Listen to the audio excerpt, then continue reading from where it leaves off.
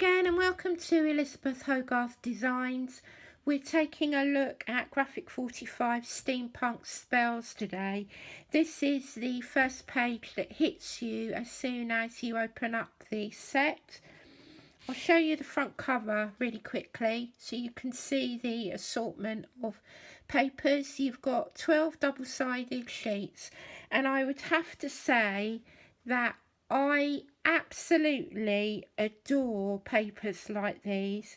However, I find them so hard to cut into. I very rarely buy them. I was gifted this as part of my brand ambassador box, and I am absolutely thrilled by the papers. I'm going to keep one set of each, so I'm only going to use 12 of them, and already this particular image here is going into, well, it's already gone into a 12 by 12 box frame, and it's in my craft room on the wall because I am so blown away by how clever this image is that I'm going to keep it. So this page will never be cut because I just can't do it. As much as I love the back, I just can't cut into that, and I'm sure many of you paper curators can relate to that. So I'm going to show you the rest of the collection, and then I'm going to talk through what I think I'm going to be making with it. So let's move this to one side so that you can see them both. This is a glorious image, and I think this will be my way into the project that I'm thinking of. But you've got the background as well, so I'm really going to have to think carefully how I'm going to use the papers. I limited myself to one 12 by 12 pack, and I've got some stickers, but this time I didn't go for all of the journaling cards, and I'm already beginning to wish that I had done. I love the steampunk page. I love all these different elements that you can cut out, and the burnt orange is so subtle that you could work with it with black, you can work with it with your craft card, but you can also add the pop of colour. But this is the kind of paper that I wish I could design, but I just wouldn't know where to begin. So although I'm a great fan of pops of colour and pretty and feminine, there's something so stylistic about this that it just blows me away. This is another page I don't think I'm going to be able to cut into. I just think it's absolutely glorious. It inspires me so much because of the colours and the detail of the design, and quite often I'll make up an album of just the papers, and then when I'm a bit short on mojo, those are the sorts of things that I look at. So it's almost like a paper Pinterest board. We've got more things that we could use as note cards, or we can cut these out. These are really cool too, these little nameplates. Really smart backgrounds. You've got your black cat on the shelf, but I do love that orange. It's a really subtle colour, and I really love the owls. So lots to think about. Here are the stickers, so I'll be able to incorporate those into the project. And then I bought myself a Graphic 45 black travel album with the notebook set, and I really love things like this. I buy things like this all of the time, but I've never really decorated a Graphic 45 set. So I took a look on their YouTube channel, and I've got a few ideas. So we've got a blank, aligned and square paper. And I'm thinking that because I love these papers but I want to keep them, and I love these books and I want to keep them, that I'm going to combine the two. So I'm going to film myself working with this, and then I'll add some notes over the top if you decide that you want to do something similar. I'm going to try and make my first travel album. So I'll show you the dies and the flowers that I used first. So they're all graphic 45. This is the folder and sentiment die, so this came in handy. And I also used the large ATC and flower set, and I used the little mini one quite as often as I did the larger one. These are the assortment of flowers from the little things, so you can already see here how I've combined the colours. So that was a lovely set to work with, and this is the remaining part of the first set of papers that I used. So I've got one sheet of everything of the 12 by 12s that I'm going to probably keep forever and just swoon over, and then these are my little ephemera bits. I think I will probably now go on and buy the journaling cards and the ephemera, because I think now I've started I'm going to carry on with this particular project. But this is where I've got to so far, and I'll show you in a sped up video afterwards how I got to this point. So you can see the paper that I went for, which was the floral one, and then I've used some of these stickers as my main pieces. I've used the flowers, and then on the side I've attached some ribbons. I've got one of the labels, and then I've kept the back empty for now. I've also used these little wooden pieces that I'll show you very quickly first. So I used the Graphic 45 hybrid inks, and I had a funny set of MDF pieces, and I found some hot air balloons. It was like a travel log. So the ink works really well on the MDF. So all I did was I took my dauber, and this is the brick red ink, and literally added the ink like so, coloured up the side because you'll also see that as well, and you can see that the hybrid ink works really well. So you can add the same colour tones to your own embellishments. My only regret was I didn't have more hot air balloons, but I must have used them for another project. This is how far I've got so far. I've decorated the pockets and the inside panels. And then I've made some tags, so I took the larger tag and then folded it part of the way down. You'll see in my technique video afterwards. And then I've used one of the larger panels from the 12 by 12, and then I've added more of the characters on the stamps from the 12 by 12. And then I thought that could just slip in there, and then I made a belly band to slip inside, and the belly band just falls on the top so that you've got a nice little finishing touch. So I did a similar sort of thing at the back, and this time was with the Book of Spells, and then you've got another one of the ladies in the back there. So then I worked on the notepads, and I've used the black cat papers and then some excess strips, and then I decorated the pockets to add some of the journaling cards. I'm definitely going to buy some more journaling cards because I miss not having them for this project, but the stickers work well for the pages.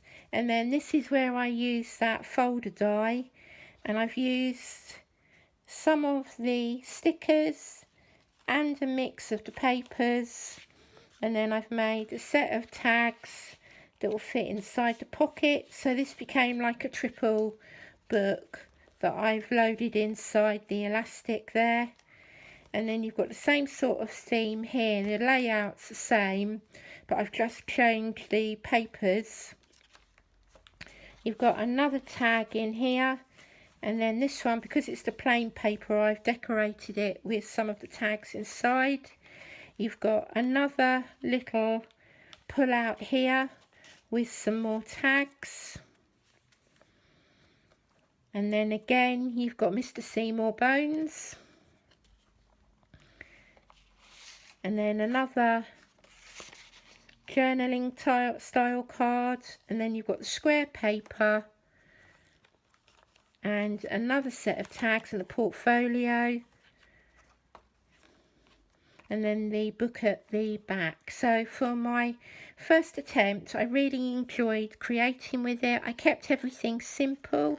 I'm definitely going to come back into it and add some more, and who knows, I might actually end up using it as a journaling book as well. So carry on watching, and I'll try and leave you some details of how I got on with it, but most of it has sped up because it did take me several hours to make. I hope that you enjoy watching.